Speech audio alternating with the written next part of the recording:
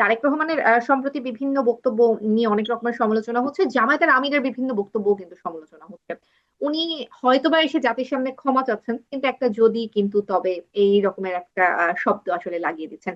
তো এই বিষয়গুলো নিয়েও আসলে আপনারা কি ভাবছেন, মানে বাংলাদেশের মানুষ আসলে এই বিষয়গুলোকে কিভাবে নেবেন? আপনার নিশ্চয়ই একটা বিশ্লেষণ আছে। না, ডেফিনেটলি আমি পরিষ্কার ভাবে বলতে চাই যে জামাত ইসলামীর আমিরের বিতর্কিত যে সমস্ত বক্তব্য আসছে এই সামনে, সেগুলা উনার বক্তব্য না।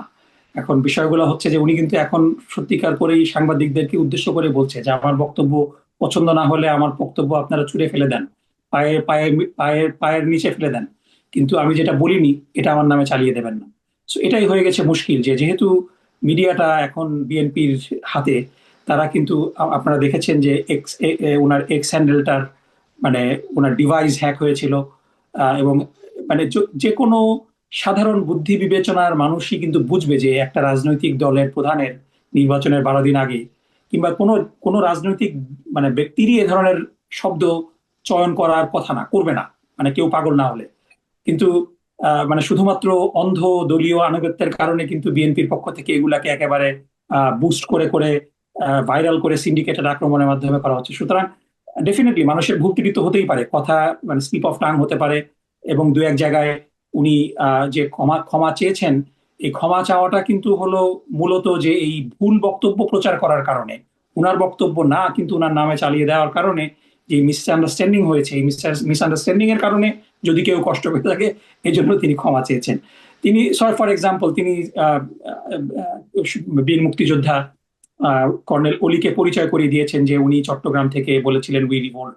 অথচ ইত্তেফাকের মতো দায়িত্বশীল পত্রিকা পরের দিন হেডলাইন করলো কি, যে শফিক শফিক সাহেব বলেছেন যে স্বাধীনতার ঘোষক জিয়া নয়, স্বাধীনতার ঘোষক হলো কর্নেল অলি। মানে এ ধরনের কথা কি পাগল না হলে কেউ বলবে?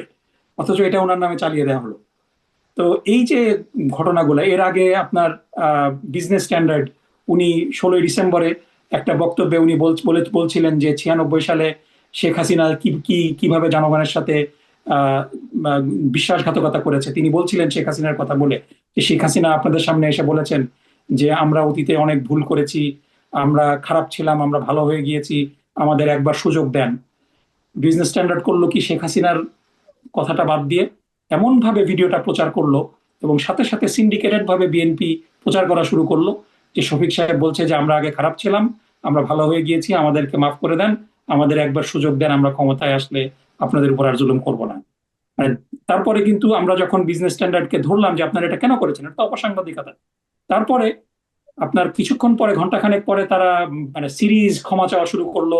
কিন্তু এগুলো তো উদ্দেশ্য প্রণোদিত। ইন দ্য মিন টাইম তো হাজার হাজার মানুষ এগুলাকে শেয়ার করে একটা মাইন্ডসেট করে ফেলেছে। তারপরে আপনারা দেখছেন যে এই যে টুইটার হ্যান্ডেলটা, এটা মানে বুঝলাম যে বিএনপির জাতীয়তাবাদী ছাপড়ি দল এগুলা, আপনার ওয়াহিদুজ্জামান অ্যাপোলো, তারপরে এই মারুফ মল্লিক, ইমতিয়াজ মির্জা, এদের মতো পাগল ছাগল, এরা এগুলা নিয়ে কথা বলবে, এটা আমরা মানে এটাকে গণায় ধরি না।